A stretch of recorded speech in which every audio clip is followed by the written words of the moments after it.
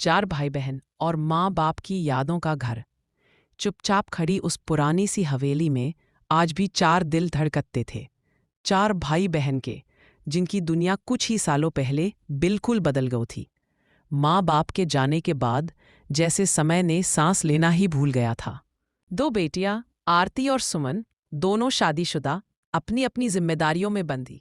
और 2 बेटे रोहन और मनु, वो भी शादीशुदा, लेकिन दिल बिल्कुल बच्चों की तरह टूटे हुए।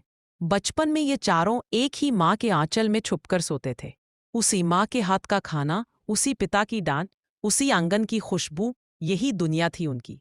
लेकिन जब माँ बाप चले गए तो मानो हर रंग अपनी चमक खो बैठा। इस घर की हर दीवार पर अब भी उनका दर्द लिखा है। जब भी कोई त्योहार आता, दिवाली, होली, राखी, ईद, चारों भाई बहन अलग अलग अपने अपने घरों में होते, लेकिन दिल में वही छेद, वही खालीपन। आरती अक्सर रसोई में खड़ी होकर माँ की यादों से लड़ती। हर त्योहार पर वही दोहराती, मम्मी बिना त्योहार त्योहार जैसा लगता ही नहीं। सुमन के घर में रोशनी जरूर जगमगाती थी, पर उसका दिल अंधेरा ही रहता था। अपने बच्चों को लड्डू बनाती तो अचानक आंसू टपक पड़ते। माँ के हाथ के लड्डू जैसी खुशबू अब कहीं नहीं दुनिया में। रोहन, जो हमेशा मजबूत दिखता था, लेकिन जब भी पापा का नाम सुनता कुछ देर तक चुप हो जाता। उसके अंदर एक टूटन थी जिसे वो दिखाता नहीं था। मनु, सबसे छोटा, द मम्मी का दुलारा। माँ की मौत के बाद पहली दिवाली पर उसने अपने कमरे में अकेले रोते हुए कहा था, काश माँ होती, मैं बस उनको अपने हाथों से बनाया मिठाई चखाता। चारों भाई बहन शादीशुदा थे, परिवार थे, बच्चे थे, लेकिन माँ बाप के जाने से एक ऐसा खालीपन आया था जिसे न कोई रिश्तेदार भर पाया, न समय। माँ बाप की तस्वीर के सामने रखा दिया, वो सूखता हुआ माला, वो चुप कमरा।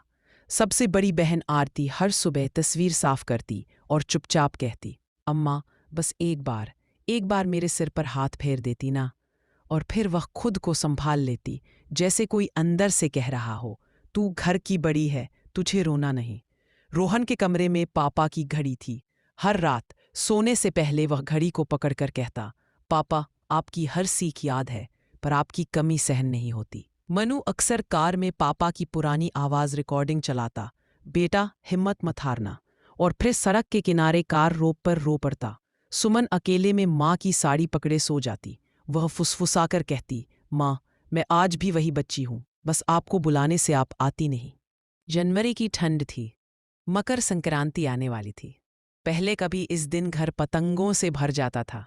पापा बच्चों को छत पर ले जाते। हंसी, चिल्लाहट, मुकाबला, जिंदगी